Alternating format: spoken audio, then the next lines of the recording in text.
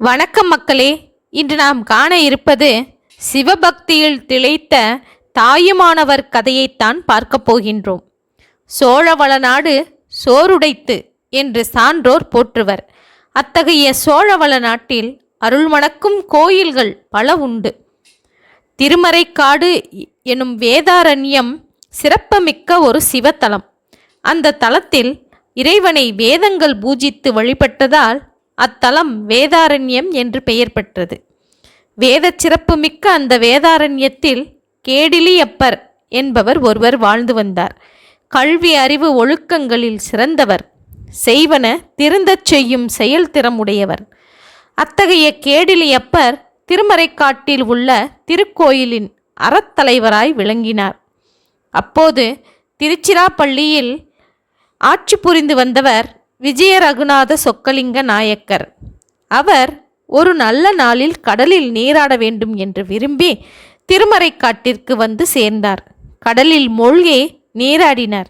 நீராடிய பின் திருக்கோயில் வழிபாட்டிற்கு சென்றார். அந்த மன்னர் திருக்கோயிலுக்கு வருவதை அறிந்த கேடிலியப்பர் மிகவும் விருப்புடன் எதிர்கொண்டு சென்று அம்மன்னரை அன்புடன் வரவேற்றார். திருக்கோயில் வழிபாட்டிற்கு வந்திருந்த மன்னர் விஜய ரகுநாத சொக்கலிங்க நாயக்கர் கேடிலியப்பரின் பண்பு நலத்தையும் பெரும் திறமையையும் கண்டு வியந்து மகிழ்ந்தார். அவரையும் தம்முடன் அழைத்து கொண்டு திருச்சிராப்பள்ளி சென்றடைந்தார். அரண்மனையை அடைந்ததும் விஜய ரகுநாத சொக்கலிங்க மன்னர் தமது அரசாங்கத்தில் தலைமை கணக்கர் எனும் உயர்ந்த பதவியில் கேடிலியப்பரை அமர்த்தினார். அவருக்கு சம்பிரதி எனும் பட்டத்தையும் அளித்து பாராட்டினார். தமக்கு மன்னர் அளித்த பணியை திறம்படச் செய்து அந்த மன்னரை மகிழ்வித்தார் கேடிலியப்பர். இவ்வாறு வாழ்ந்து கொண்டிருந்தவருக்கு மகன் ஒருவன் பிறந்தான். அந்த மகன் சிவன் சிதம்பரம் என்னும் பெயரிட்டனர்.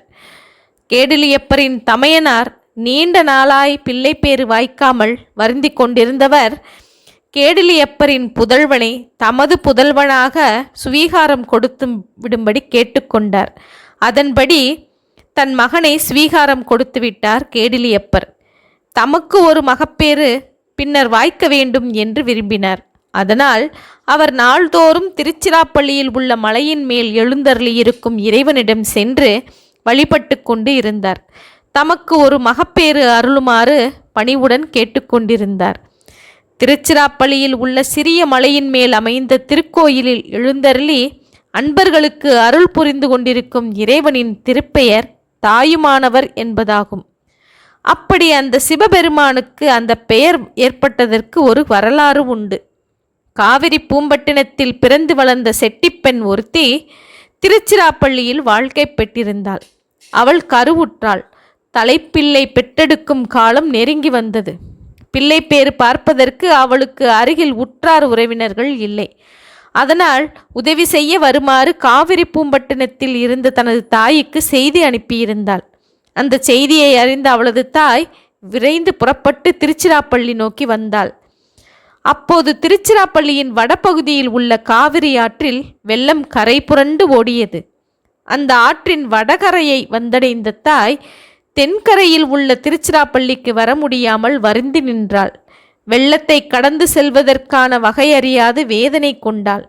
தான் பெற்ற மகளுக்கு தக்க சமயத்தில் உதவி செய்ய முடியவில்லையே என்று ஏங்கியவள் தன் மகள் என்ன நிலையில் இருக்கின்றாளோ என்று எண்ணி கவலை கொண்டு கண்ணீர் வடித்தாள். அந்த தாய் அங்கிருந்த மலை மீது கோயில் கொண்டு எழுந்தருளியுள்ள இறைவனை எண்ணி முறையிட்டு வேண்டினாள். என் மகளை நீரே காத்தருள வேண்டும் சிவபெருமானே என்று மனம் உருகி வேண்டிக் கொண்டாள். அந்த தாயின் குறை கேட்டு இரக்கம் கொண்டருளினார் சிவபெருமான். அத்தாயின் வடிவத்தையே தனதாக்கி கொண்டார். அந்த வடிவில் சென்று பிரசவ வேதனையால் வருந்தி கொண்டிருந்த செட்டிப்பெண்ணுக்கு உதவி செய்து அருளினார். அந்த செட்டிப்பெண் அழகான ஒரு ஆண்மகவை பெற்று மகிழ்ந்தாள். தக்க சமயத்தில் வந்து உதவி செய்த தாயின் பேரன்பை எண்ணி மகிழ்ந்து நன்றி கூறினாள். மறுநாள் காவிரி ஆற்றில் வெள்ளப்பெருக்கு சிறிது குறைந்தது. அதனால் படகுக்காரர்கள் வெள்ளத்தை கடப்பதற்கு படகு விட தொடங்கினார்கள். காவிரியின் வடகரையில் கவலையோடு கலங்கிய வண்ணம் நின்று கொண்டிருந்த அந்த தாய் படகில் விரைந்து ஏறி திருச்சிராப்பள்ளியை அடைந்தாள். தன் மகள் வீடு சென்றடைந்ததும் முந்திய நாளே ஆண் குழந்தை பிறந்த செய்தியை அறிந்தாள். ஊரிலிருந்து ஓடோடி வந்ததும் தன் மகளுக்கு உதவி செய்ய முடியாமல் போயிற்றே என்று மனம் வருந்தி அவளிடம் பேசிக்கொண்டிருந்தாள். ஆனால் வீட்டினுள்ளே சென்ற அளவில் முன்னே அங்கு தாயாய் வந்து உதவி செய்து கொண்டிருந்த இறைவர் மறைந்து விட்டார்.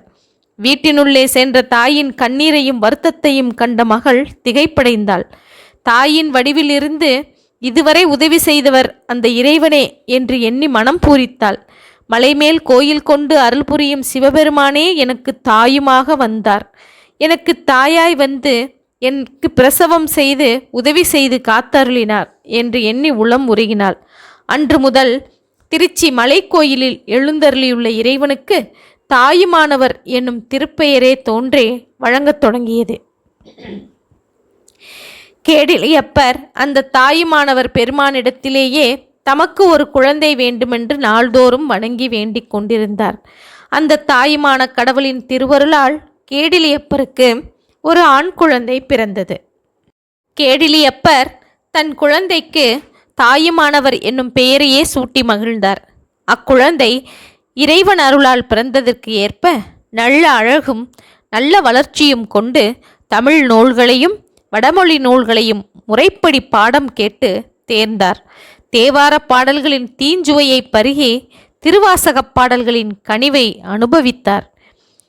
இறைவன் திருவருளை எண்ணி எண்ணி உள்ளம் உருகினார்.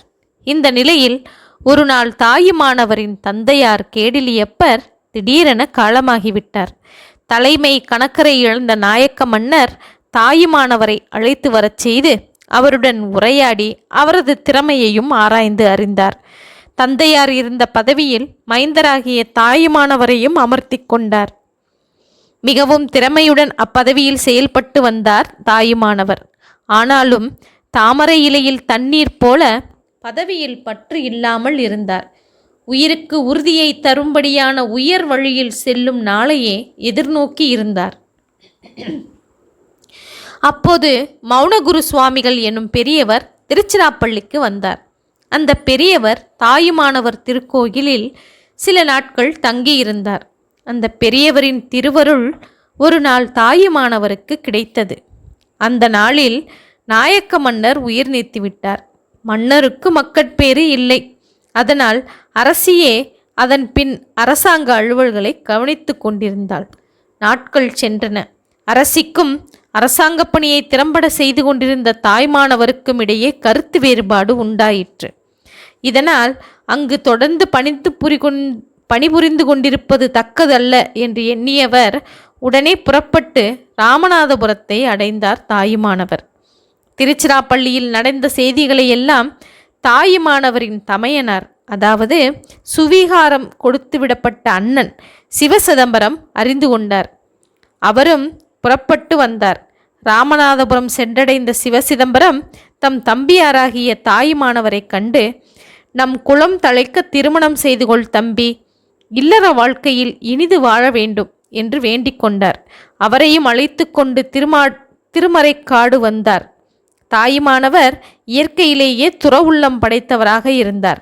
அதனால் திருமணம் வேண்டாம் என்றாலும் தமது தமையனாரின் வற்புறுத்தலுக்காகவும் ஞானாசிரியராகிய மௌன குருவிற்காகவும் கட்டளைக்காகவும் திருமணம் செய்து கொண்டு சம்மதித்தார். மட்டுவார் குழலி எனும் மங்கை நல்லாலை மனம் புரிந்து கொண்டார் தாயுமானவர். சில காலம் அந்த அம்மையாருடன் இல்லற வாழ்க்கையை இனிது நடந்து கொண்டிருக்கும் பொழுது ஆண் குழந்தை ஒன்று பிறந்தது. அந்த குழந்தைக்கு கனக சபாபதி என்று பெயர் சூட்டினார்கள். இந்நிலையில் ஒரு நாள் தாயுமானவர் ஞானாசிரியராகிய மௌன குருவை சந்தித்தார். அவர் தாயுமானவர் துறவரம் மேற்கொள்ளுமாறு கூறிவிட்டு சென்று விட்டார். தம் தாயுமானவரோ இதுதான் சமயம் என்று துறவரத்தை மேற்கொண்டு தமது இல்லற வாழ்க்கையையும் மனைவியையும் மகனையும் சுற்றத்தையும் துறந்து துறவரம் மேற்கொண்டார். ஆனால் தாய் தமிழை துறந்தார் அல்லர். இறைவன் மீது பக்தி சுவை மிக்க பலவகையான தோத்திரப் பாடல்களை பாடினார். தெய்வ தமிழ் பாடல்களை சிவபெருமானுக்கு பாமாலையாக சூட்டி மகிழ்ந்தார். பல திருத்தலங்களில் இறைவன் மீது பாடியருளிய தெய்வத்தமிழ் பாடல்களின் தொகுப்பு நூலே தாயுமானவர் பாடல் எனும் பக்தி இலக்கிய நூலாக திகழ்கின்றது. அவர் பல தலங்களிலும் பாடிய பாடல்களை அவரது மாணவர் அருளையர் என்பவர் தொகுத்து வழங்கினார். இத்தகைய பக்தி இலக்கியத்தை பாடியருளிய தாயுமான சுவாமிகள் இறுதியில் ராமேஸ்வரம் சென்றடைந்தார். அவர் ராமேஸ்வரத்தை அடைந்த பொழுது அத்தலத்தில் மக்கள் மழையின்றி வாடினார்கள். அவர்களின் துயரத்தை கண்ட தாயுமானவர் மனம் இறங்கி ஒரு தெய்வ தமிழ் பாடலை பாடினார். அந்த பாடலை பாடி முடித்த அளவில் பெரும் மழை பெய்யத் தொடங்கியது.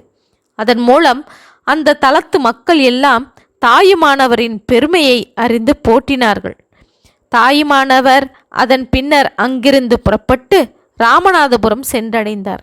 அப்போது அவர் மாணவர்கள் சிலரும் அவரை விட்டு பிரிய விருப்பமில்லாது அவரை பின்தொடர்ந்தே சென்றனர்.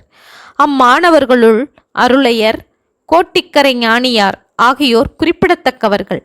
தாயுமானவர் அம்மாணவர்களுக்கெல்லாம் மெய்யறிவு புகட்டினார். அதன் பின்னர் எல்லாம் வல்ல இறைவன் திருவடியைச் சேர்ந்தார். ஓகே மக்களே, தாயுமானவரின் கதையை நாம் தெரிந்து கொண்டோம் அல்லவா? மீண்டும் இது போன்ற செய்தியுடன் சந்திப்போம். நன்றி, வணக்கம்.